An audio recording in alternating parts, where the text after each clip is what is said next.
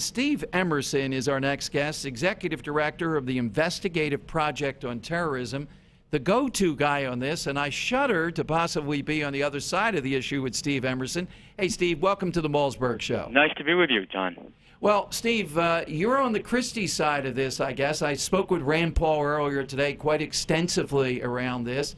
Do you see what Rand Paul and others like me might be saying? And I'm not quite as far as Rand Paul, as esoteric as Christie does in this debate on NSA? Well, I have to tell you that I'm not 100% familiar with Christie's position, but let me tell you where I stand, and I do understand the objections, the frustrations, and the dispute with the way the operation of the NSA surveillance program is going now. Let me tell you where I stand. I believe that one, there is a need for greater oversight. That's for sure. Okay. Now I don't know where Christie is on this, but look, this is where I am. There is a need for greater oversight and a revision of the oversight of the FISA boards that are the judges that are appointed to issue the warrants. That's number one. Number two, I believe that it's necessary for the program to monitor phone calls, not the contents, but actually to basically scrutinize the phone call universe for any calls made to terrorist numbers in our Rolodexes, in the CIA Rolodexes, basically. Now, I don't believe that that the CIA or NSA should be allowed to listen into the contents of conversations of American citizens. Right. Okay. Unless a judge, unless there's a search, unless there's a FISA warrant. And Steve, the problem with FISA, and I don't have the exact figure, but I know they have given just a tremendous amount to this. Nothing near what would happen with the average warrant and the luck you would have if you were a prosecutor in getting that.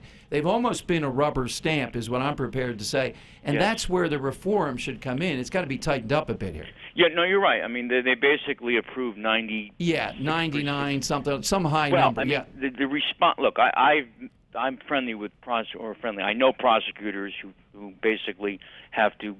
First of all, there aren't that many FISAs. In the universe, there are only about 3,000 a year issued. So there aren't that many total relative to the population of the United States, which is 300 million, right? So when they are submitted, just so you understand that the U.S. attorneys and the prosecutors that submit, or the FBI agents that submit them, basically submit only those they know will pass muster. Okay, so let's give credit where credit's due. They're not going to submit applications for FISAs unless they're 100% sure. They believe they're 100% sure that it's going to be approved. Hey, Steve Emerson, you know the respect I have for you, and I think you'd go along with this. Here's part of the psychology, at least with my listeners, I think. We're okay with this, just like we're okay with inconvenience in the airport. But then the same administration that's doing this has a Janet Napolitano. They're not profiling. They're not doing all the things that I think you would be on board with. If more of that were done, we're willing to do our part. We get it. There's got to be certain compromises here. Well, first of all, you're 100% right. I mean, we have this program at TSA where we profile, 300 million people instead of a universe of 3,000. Right. Because we are so afraid of being accused of, quote, Islamophobia or something. Look, and I'm not saying that all Muslims carry out terrorism. I'm just saying that 98% are carried out by a certain demographic, and they come from a certain country and they occupy a certain age. But there are exceptions. There are Americans also. There are American women converts that don't fit that profile. Having said that, I don't disagree with you that we have bent over backwards not even to even issue rules that basically prohibit FBI agents from going into mosques to basically listen to radical speeches. Exactly. Now, but an example would be, in a heartbeat, from what I know, and I've only interviewed him once and read about him, I would make Ray Kelly, the police commissioner of New York, the head of Homeland Security. And yet, Steve, the objection to him seems to be he's too good at profiling the mosque and the things that are going on here in New York. he should be rewarded for what he did because they stopped every single attack in New York. It's a pretty good record. Yeah, his fantastic record. And number two, his program was approved by legal experts. Yeah. And even John Brennan, who was part of this administration, and is the one that basically appeased all these Islamic groups by allowing them into the White House. He said that jihad means peace and love. He also said that this was a perfectly good and legitimate program that he approved of. So I agree with you there. I don't disagree with you. And the fact is that Napolitano, has opened the doors for counterterrorism advisory panels to have jihadists appointed to them, which is outrageous. Exactly. For viewers here of the Steve Malzberg program, Steve Emerson, they know your name. They know you throughout talk radio, Steve's show, my shows, a lot of shows like that. What are you working on right now? What do you have out there that maybe is not on the full radar screen yet? Well, first of all, we came out in the last few months, actually the last 6 months, with a new documentary on the exposing the secret Muslim Brotherhood infrastructure in the United States, which is pretty topical today considering what's going on. And it's a documentary called Jihad in America, The Grand Deception. It's unfortunately not available at Amazon right now because it's a consideration at film festivals. It just won the New York City Best Documentary Film Festival as well as Beverly Hills Film so it's gotten some nice awards.